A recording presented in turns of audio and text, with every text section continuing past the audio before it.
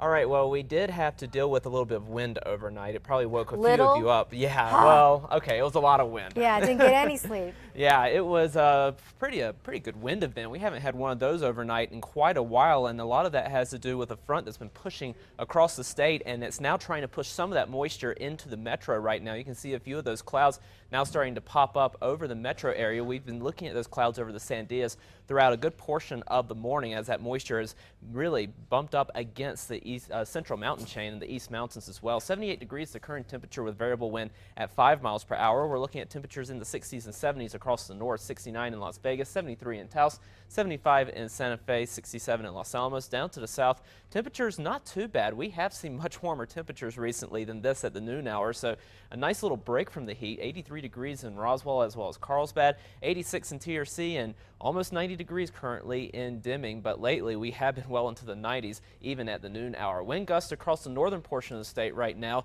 26-mile-per-hour wind gust in Raton and Las Vegas, 22 in Santa Fe, 25 in Grants. The winds for the metro area have come down, and they will at least be light through the afternoon hours before they start to come back up through the evening. But the good news is we won't be looking at another huge wind event tonight like we saw last night. Relative humidities across the state, we're seeing a lot more moisture across the eastern part of the state, and you can see it really riding up toward the central mountain chain. And then on the other side, as you move to the western part of the state, relative humidity is rather low, only 8% relative humidity in Gallup right now, and we'll be looking for the eastern part of the state to be the favored location to pick up those showers and storms throughout the afternoon where we have more of that moisture. Not out of the question we can't get a couple of storms going in the metro, but the best chances will definitely be east of the central mountain chain. Things pretty quiet right now, but through the afternoon we will start to see some of that activity pop up, especially across the eastern part of the state. A few of those storms once again this afternoon could be severe, but then as we move into the middle and latter part of the week, we start to dry things out. Drier air will start to punch in across the state, and